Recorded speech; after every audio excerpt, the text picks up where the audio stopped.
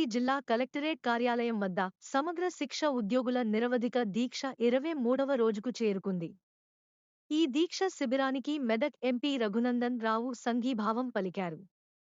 ఈ సందర్భంగా వారిని ఉద్దేశించి ఆయన మాట్లాడుతూ కేసీఆర్ ఉంటే అన్ని కాంట్రాక్టు ఉద్యోగాలే ఉంటాయన్న ముఖ్యమంత్రి రేవంత్ రెడ్డి ఇప్పుడు ఆయన వచ్చాక కూడా సేమ్ సీన్ కొనసాగుతుందని అన్నారు.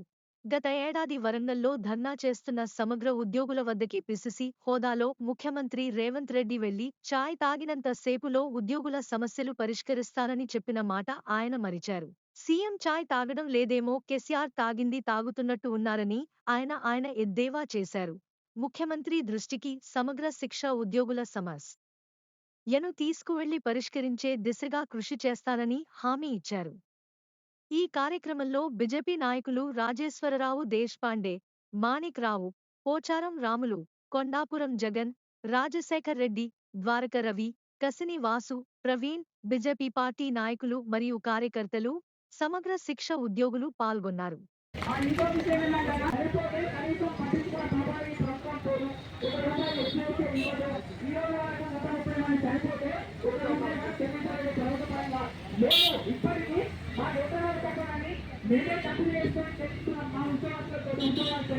మీకు ప్రాబ్లమ్స్ అనేది నేను సాల్వ్ చేస్తా అని చెప్పడం జరిగింది. ఎందుకంటే నేను విద్యాశాఖ మంత్రిగా చెప్తున్నాను అన్నట్టు సబితా ఇంద్ర మేడం గారు చెప్పేసరికి మేము టెంట్ తీయడం జరిగింది.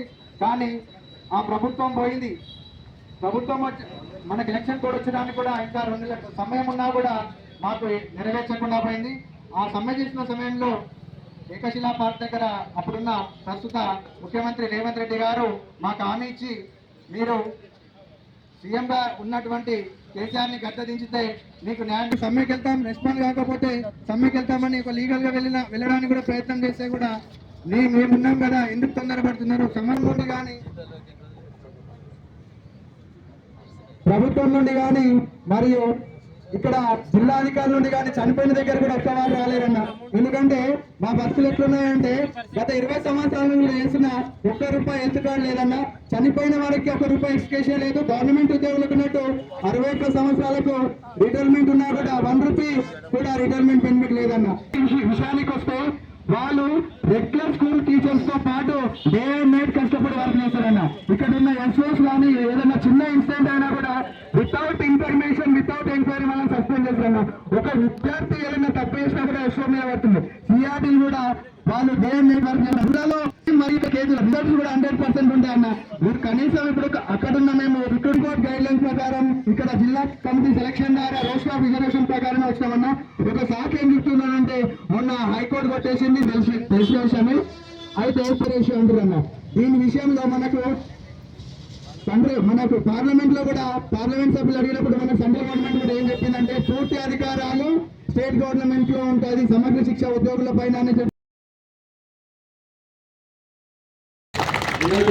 మాట్లాడి చెప్పింది. అవసరమైతే ఆవరణ నిరాకరించగా సిద్ధమని ఆ పరిస్థితి రాకుండానే ఈ సమస్యలు పరిష్కారం కావాలని రాష్ట్ర ప్రభుత్వం చేస్తున్నటువంటి ఒత్తిడి ఫలించాలని మనస్ఫూర్తిగా నేను అందరూ కూడా శుభాకాంక్షలు తెలియజేస్తాను.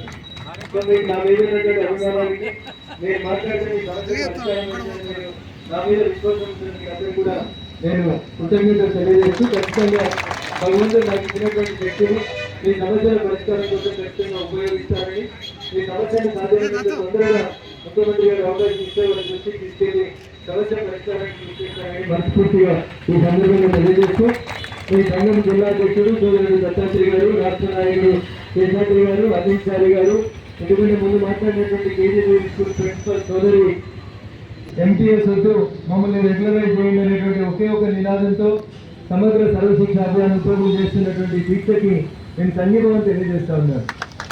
అయితే ఇదే సమస్యని ఒకవేళ మీరు మొన్న ముందు విన్నవించుంటే ఏడుపాయలకు వచ్చినప్పుడు ఆ దుర్గమ్మ తల్లికి దండం పెట్టి ముఖ్యమంత్రి గారి దృష్టికి కూడా తీసుకుపోయడం కొంచెం ఆలస్యమైంది. మన్నించాలి. Anyhow little bit late but I try to take it to the notice of the chief minister Telangana. So ఈ సందర్భంగా నేను వచ్చినప్పుడు మాట్లాడినటువంటి శేషాద్రి చెప్తా ఉన్నాడు, నేను కూడా వస్తూ చూసినాడు ఏం మాట్లాడాలి, ఏం జరిగిందని. పోయిన సంవత్సరం 13 సెప్టెంబర్ 2023 రోజు వరంగల్లోని బాలసముద్రం దగ్గర ఉన్న ఏకశిలా పార్క్ లో ముఖ్యమంత్రి గారు ఏం మాట్లాడారు, ఇప్పటి ముఖ్యమంత్రి అప్పటి పిసిసి అధ్యక్షుడు రేవంత్ రెడ్డి గారు ఏం మాట్లాడారని ఎందుకంటే మన ఎలక్ట్రానిక్ మీడియా మిత్రులు అన్ని రికార్డ్ చేసి యూట్యూబ్లో అప్లోడ్ అయితే ఎవరికి వింటూ వచ్చినాయి. ఎంత సింపుల్గా చెప్పిందంటే ఈ టెంట్కి వచ్చి ఛాయ్ తాగిపోయినంత సింపుల్గా మీ సమస్యని నేను ముఖ్యమంత్రి అయినాక ఛాయ్ అయినంత సేపట్లో పరిష్కారం చేస్తా అన్నాడు. బహుశా కాంగ్రెస్ వాళ్ళు ఎవరు ఛాయ్ తాగుతున్నట్టు లేరు. చంద్రశేఖరరావు గారు ఏం తాగిందో వీళ్ళు కూడా అదే తాగుతున్నట్టున్నారు, అదే పని చేస్తున్నట్టున్నారు. ఎప్పుడైనా ఛాయ్ తాగుతానేమో మన సమస్య యాదికి వస్తుండే, అధికారంలోకి రాగానే ఛాయ్ మర్చిపోయినట్టున్నారు వీళ్ళు కూడా. ఆయన ముందుగా ఆయన ఏ తమలో వీళ్ళు కూడా అట్లే పోతున్నట్టు కనబడతా ఉంది. నేను అడుగుతా ఉన్న రాష్ట్ర ముఖ్యమంత్రి గారిని, ఈ జిల్లా మంత్రి గారు, ఈ జిల్లా ఇన్ఛార్జ్ మంత్రి గారు కూడా, ఈ జిల్లా ఇన్ఛార్జ్ మంత్రి గారిని ఎందుకు గుర్తు చేస్తా ఉన్నట్టే ఆమె సోదరి మహిళా సోదరి అని సమగ్ర సర్వశిక్ష అభియాన్లో ఎక్కువ శాతం, దాదాపు మిగతా రంగాల్లో 50% ఉందరో లేదో తెలియదు, ఈ 10 లో అయితే 50% మా అక్క జిల్లాలు కనబడుతుంది. అందుకని జిల్లా ఇన్ఛార్జ్ మంత్రి గారు కూడా వెంటనే జోక్యం చేసుకోవాలి, జిల్లా మంత్రి గారు జోక్యం చేసుకోవాలి. ఎప్పుడైనా ఛాయ్పై చర్చ పెట్టి ముఖ్యమంత్రి దగ్గరకు పోయి మా సమస్యలు పరిష్కరించాలని స్పష్టంగా రాష్ట్ర ప్రభుత్వాన్ని డిమాండ్ చేస్తా ఉన్నాను. కేంద్ర ప్రభుత్వం బాధ్యత లేదా ఉంది 100% మీరు జీతాలు పెంచి మీరు రెగ్యులరైజ్ చేయండి. దాంట్లో 60% కేంద్ర ప్రభుత్వ నిబంధనల మేరకి మీరు ఎంత పే స్కేల్ ఫిక్స్ చేస్తే దాంట్లో 60% భారత ప్రభుత్వంతో ఇప్పించేటువంటి బాధ్యతను మెదక్ పార్లమెంట్ సభ్యులు తీసుకుంటారు. కానీ రెగ్యులరైజ్ చేయాల్సినటువంటి అంశం మాత్రం రాష్ట్ర ప్రభుత్వం చేతులు మాత్రమే ఉంటుంది. అగ్రిమెంట్ ప్రకారం భారత ప్రభుత్వం తన వంతు వాటాగా వాళ్ళు ఇచ్చే జీతం ఎంత పెంచినా, వాళ్ళు ఇచ్చేటువంటి అలవెన్సెస్ ఎంత పెంచినా అందులోంచి 60% మా వంతు వాటాగా మేము ఇస్తాం, మిగతా 40% ఇస్తాం రెగ్యులరైజ్ చేయమని మీరు అడుగుతున్నారు. దాదాపు దశాబ్ద కాలం పుష్కర కాలం నుంచి ఇదే ఉద్యోగాన్ని నమ్ముకొని ఇదే పనిచేస్తున్నటువంటి మీ అందరినీ కూడా రెగ్యులరైజ్ చేయడం వల్ల రాష్ట్ర ప్రభుత్వం మీద పడేటువంటి అదనపు భారం ఏమి ఉండదు, అదనపు భారం పెద్దగా ఏమి ఉండదు. పోయినసారి ముఖ్యమంత్రిని దించేటప్పుడు ఎన్నికల ప్రచార సభలలో పిసిసి అధ్యక్షుని హోదాలో రేవంత్ రెడ్డి చెప్పిన మాట ఏంటంటే, ఈ ముఖ్యమంత్రి ఉంటే అన్ని కాంట్రాక్ట్ ఉద్యోగాలే ఉంటాయి, ఈ ముఖ్యమంత్రి పోతే అన్ని పర్మనెంట్ ఉద్యోగాలే చేస్తాం, ఖచ్చితంగా మమ్మల్ని ఆశీర్వదించండి అని చెప్పింది. నమ్మి నానబోస్తే ఏమైనా పోయినసారి చూసినాం, ఈసారి కూడా అట్లే అవుతా ఉన్నాయి. నమ్మి నానబోస్తే పుచ్చి బుర్రలు అయినట్టు అధికారంలోకి వచ్చి 12 నెలలు అయిపోయింది. 10 నిమిషాలు ఛాయ్ తాగినంత సమయం కూడా రేవంత్ రెడ్డి గారికి దొరుకుతలేదంటే నిజంగా ఇది దురదృష్టకరమైనటువంటి విషయం. ఫార్మా సిటీలు, ఫార్మ్ సిటీలు, ఫోర్త్ సిటీలు, దావోసులు ఏం మాట్లాడినా కానీ లక్షల కోట్ల గురించే మాట్లాడతారు తప్ప మనుషుల గురించి మాట్లాడేటువంటి ఓపిక పోయిన ముఖ్యమంత్రికి లేదు, ఇప్పుడు వచ్చిన ముఖ్యమంత్రి కూడా కనబడతలేదు. అందుకని మీ అందరి గొంతుకగా నన్ను కల్పించి నన్ను ఆశీర్వదించినటువంటి మీ అందరి ఆకాంక్ష కూడా ఒకటే, ఎప్పుడైనా సమస్య ఉంటే ఎవరి గొంతైతే అసెంబ్లీలోనో పార్లమెంట్లోనో వినబడదో అట్లాంటి పేదల తరఫున, అట్లాంటి పక్కపరిచయాల తరఫున రఘునందన్ నిలబడాలని మాట్లాడాలని నేను కోరుకున్నాను, ఆశీర్వదించారు. ఖచ్చితంగా మీ గొంతుగా నిలబడతాను. రేపే రాష్ట్ర ముఖ్యమంత్రి గారు అపాయింట్మెంట్ అడిగి సర్వశిక్ష అభియాన్ ఉద్యోగుల సమస్యని పరిష్కారం చేయాలని అడుగుతాను. ఒకవేళ అపాయింట్మెంట్ ఇవ్వకపోతే ఏదో ఒక రకంగా ఏదో ఒక వేదిక మీద వారిని కలిసి మీ సమస్యకి సాధ్యమైనంత త్వరగా పరిష్కారం లభించే దిశగా నా వంతుగా మెదక్ పార్లమెంట్ సభ్యునిగా నా మీద మీరు ఇచ్చినటువంటి విశ్వాసాన్ని నిలబెట్టుకుంటానని చెప్పి ఈ సందర్భంగా తెలియజేస్తా ఉన్నాను.